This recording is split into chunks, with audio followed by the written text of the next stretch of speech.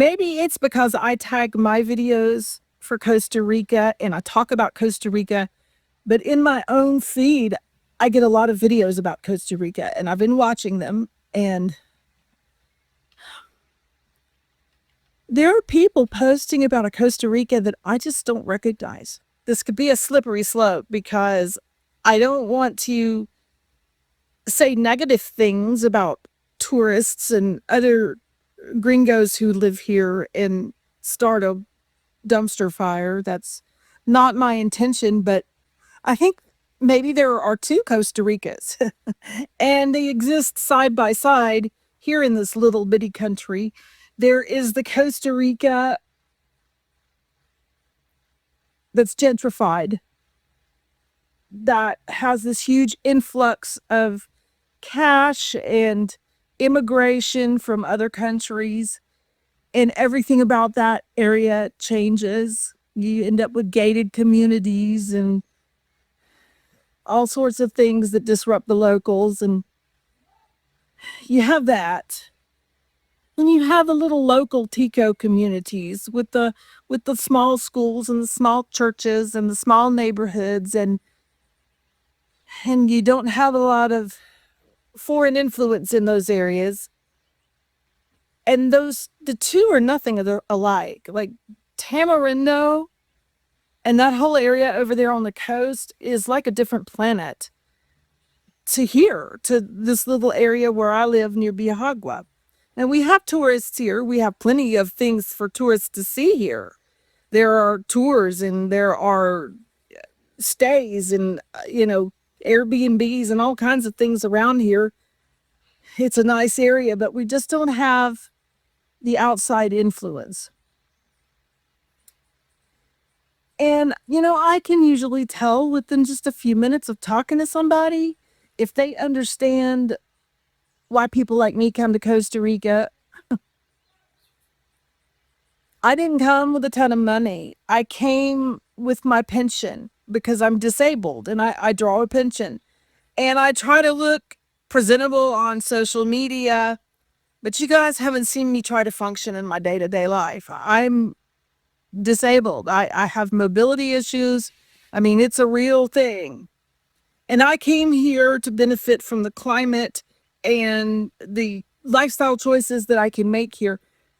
And I don't understand why some people come. They seem like they want to drag all of the baggage that they're trying to leave with them. And they come from countries that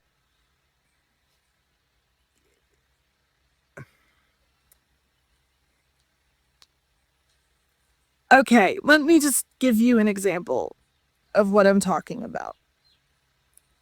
I saw a lady in a social media chat group once complaining because the washing machines here don't make hot water. And she can't wash her fine clothes in anything but warm water. Why would you have clothes in Costa Rica that you have to? It made no sense to me. The washing machines here, you can buy the huge electric sucking, totally automatic washers and dryers here, just like you can anywhere else in the world. They're very expensive. You can buy them, but for me, I went and spent $200 on a semi-automatic plastic tub that has a spinner, and my clothes are just fine. And I can't understand the mentality of bringing. Another person was talking about cheese, complaining about the cheese here. This isn't France, guys. I've been to France. Michel is French. We know all about good cheese and good chocolate and good wine. But why come to a Central American country that's not known for cheese or chocolate or wine, that's known for coffee, and expect to have the choices in cheese that you have in other parts of the world? Costa Rican cheese is Costa Rican cheese. It's a unique kind. It's a white cheese. It usually doesn't melt. They use it in their own dishes to make their own foods. And the person was asking, well, what's wrong with them? Why don't they want to learn how to make other kinds of cheeses? Well, why would they? I mean, why would you think that you're going to come to a foreign country and take an issue with the locals' taste in cheese? These kinds of things just, I can't get my head around them. And I guess the worst thing I ever saw, I saw a guy was being very nasty and making comments about these poor people who live here. They don't even have air conditioning. They're dirty and nasty, and they live in dirty little houses, and they don't even have air conditioning. And I'm like, jerk, go home.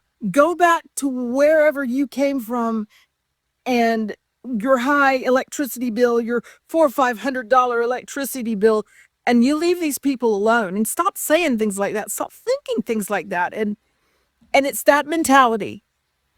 It's that mentality, and it's mostly from Americans. I'm sorry to say this, that guy was an American, and every one of these comments I've heard really are from first worlders. And it's kind of easy when you hear these kind of comments and you see this kind of attitude and thought process. It's easy to understand why Ticos bow up on social media and they say, Gringo, go home, and we don't want your gentrification here and all of that. It's easy to see. It's easy to see why they would say that. And I try not to engage with them, because even though I don't think that's the way to approach it from them, I don't think that's what locals should be saying to people. I kind of agree with them to a point, you know? I mean, I see it. I'm not blind. I see what goes on. As for me, we moved into a completely Tico neighborhood. As far as I know, we're the only gringos for an hour in any direction. But the whole goal was to be invisible. It was to move into this community and blend.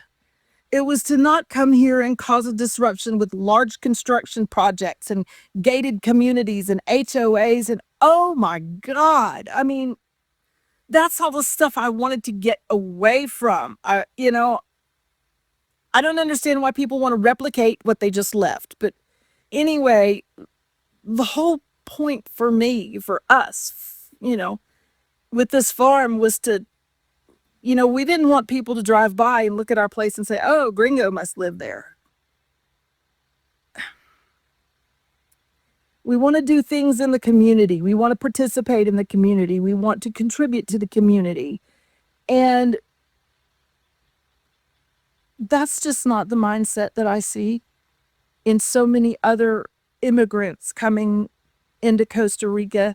And I don't know what to do about it. And I'm not on a campaign to change hearts and minds about this, but I do see it. I see it. And I guess I just needed to vent.